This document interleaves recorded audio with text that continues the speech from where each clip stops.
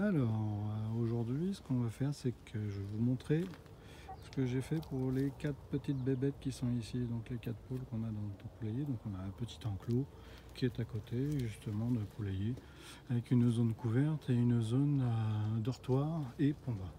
Donc la question, c'est qu'il se pose assez rapidement, parce qu'on est dans une zone où il fait suffisamment froid l'hiver pour avoir du gel, et pour les poules, c'est pas terrible.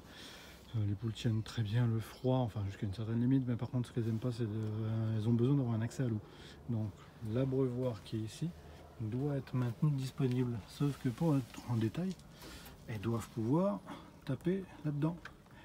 Ce qui se passe, c'est que quand l'hiver arrive et que le gel commence à vraiment tomber fort, en fait ça cristallise.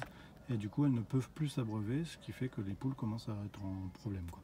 Donc pour éviter ça, ce qu'on fait, c'est qu'on met un système de chauffage autour de cette zone d'abreuvoir. Donc ça se trouve assez facilement chez les fournisseurs de matériel pour les poules. Et en fait, c'est un système avec un petit câble chauffant qu'on pose juste à la surface qui permet de maintenir l'eau liquide. Pour ça, il faut que ce fil en fait monte, arrive, et puis il lui faut une source d'électricité. Donc quand vous avez un poulailler à côté de votre maison, ça veut dire qu'il faut prévoir une prise électrique. Quand vous n'en avez pas, il faut prévoir autre chose. Donc c'est mon cas. La petite solution que j'ai envisagée, donc on testera cet hiver, c'est la première fois, c'est de monter un petit panneau solaire, donc, comme on le voit ici, qui est donc branché, alimenté et qui envoie justement par ce petit câble vers un contrôleur. Donc c'est le contrôleur qu'on voit ici, qui lui est connecté. Donc attendez, je rentre dedans quand même, c'est plus pratique.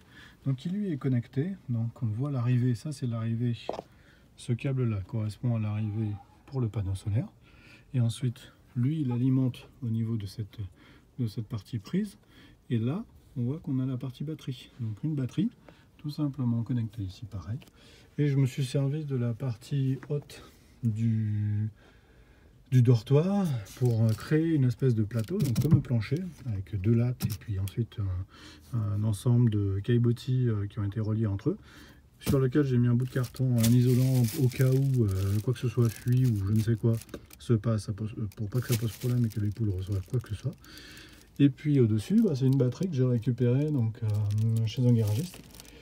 Alors il faut savoir que pour les batteries récupérées, il faut juste être sûr que la batterie soit au minimum, au plus bas à 10 volts. En dessous, c'est pas la peine, c'est pas récupérable, ou du moins pour l'instant personne n'y arrive, et moi j'y suis pas arrivé surtout. Sachant quand on a accès aux sources des garagistes, ils en ont suffisamment pour pas s'embêter avec ça, parce que au-dessus à ces zones là de toute façon ça démarre plus les voitures, donc eux ils les mettent de côté pour les remplacer. Donc ils en ont un stock qu'ils sont obligés d'envoyer au recyclage. Ça leur coûte souvent suffisamment d'argent, donc quand on leur propose d'en prendre, ils disent rarement non. Ça les intéresse qu'en fait, parce que le mine de rien, j'en ai récupéré 5, ça fait je crois à peu près 5 kg pièce. En général, les traitements c'est au poids, et ça fait rapidement 20, 25, 30 kg qui partent. C'est toujours ça qu'ils n'ont pas à payer en frais de recyclage. Bon, à la limite, ça c'est bon, pas mon problème, mais c'est le leur. Nous, ce qu'on veut, c'est d'avoir des batteries disponibles. Alors, on n'a pas besoin de batteries neuves, donc du coup, en fait, il y a juste un système à prévoir ici. Donc on peut laisser les têtes, il n'y a pas de grand risque là-dedans, parce qu'il n'y a rien qui va être en surface.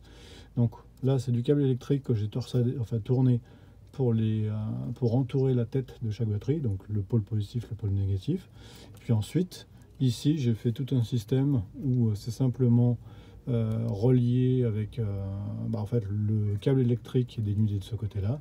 Il relie le câble torsadé filaire de ce fil-là. Et puis ensuite, je le ferme avec du Chatterton, de manière à le protéger à peu près.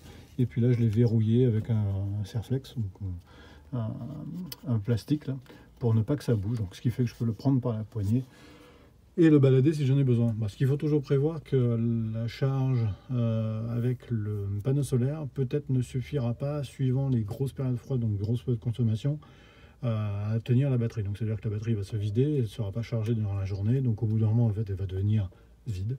Et là, soit vous laissez comme ça, et puis vous aurez le système qui va se mettre à geler, soit il faudra simplement la débrancher, donc la dévisser ici, prendre la batterie, le mettre sur un chargeur de batterie de voiture dans votre garage, et puis on le ramène à bloc, et puis là, il se compensera.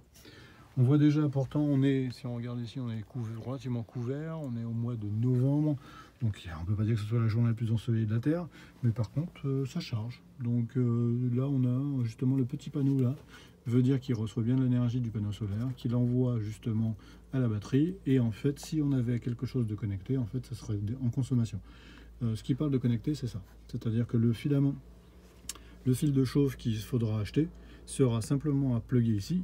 Attention, il faut que ce soit du 12 volts, ça sert à rien de prendre un truc à 24 si votre contrôleur, votre batterie est en 12. Donc c'est du 12 volts, et en fait il prendra plus et moins ici, que je ferai remonter donc directement sur ce truc là et descendre le long de l'abreuvoir et passer sur le tour du système de fonte, enfin du système d'abreuvoir. Petit détail aussi, suivant ce que ça donnera donc au niveau de la recharge, au niveau de l'usage, etc.